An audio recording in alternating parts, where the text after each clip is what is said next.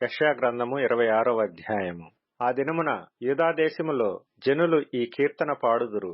బలమైన పట్టణమొకటి మనకున్నది, రక్షణను దానికి ప్రాకారములుగాను బురుజులుగాను ఆయన నియమించియున్నాడు. సత్యమునాచరించు నీతిగల జనము ప్రవేశించునట్లు ద్వారములను తీయుడి.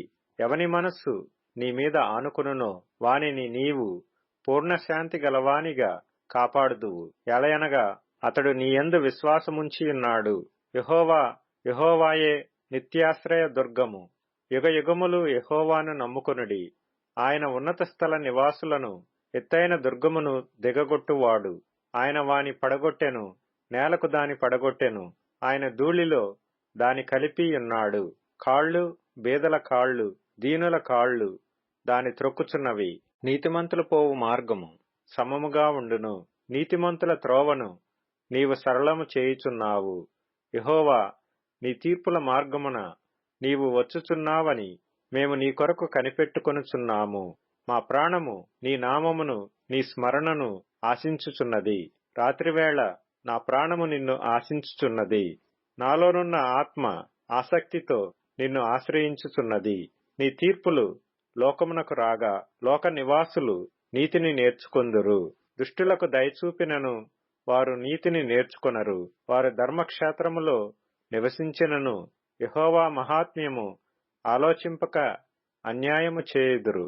యెహోవా, నీ హస్తమెత్తబడి ఉన్నది గాని జనులు దాని చూడనొల్లరు.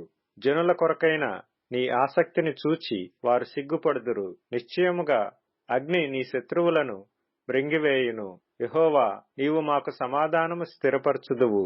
నిజముగా నీవు మా పక్షమున నుండి మా పనులన్నిటినీ సఫలపరచుదువు. యెహోవా మా దేవా, నీవుగాక వేరు ప్రభువులు మమ్ము నేలిరి. ఇప్పుడు నిన్ను బట్టియే నీ నామమును స్మరింతుము. చచ్చిన వారు మరలా బ్రతుకరు, ప్రేతలు మరలా లేవరు. అందుచేతను నీవు వారిని దండించి నశింపజేసితివి. వారికను స్మరణకు రాకుండా నీవు వారిని తుడిచివేసితివి.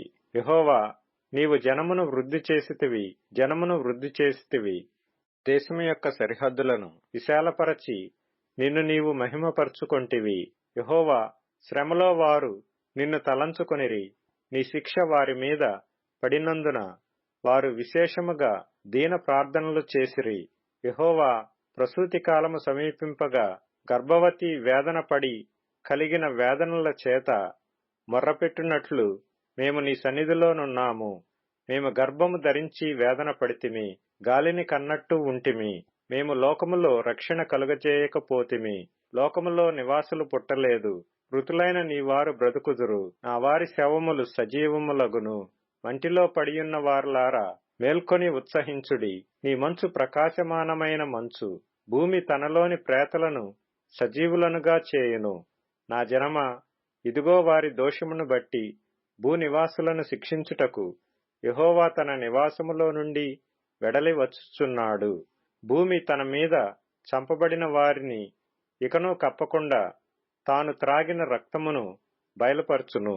నీవు వెళ్లి నీ అంతఃపురములలో ప్రవేశించుము. నీవు వెళ్లి నీ తలుపులు వేసుకొనుము. ఉగ్రత తీరిపోవు వరకు కొంచెము సేపు దాగియుండుము.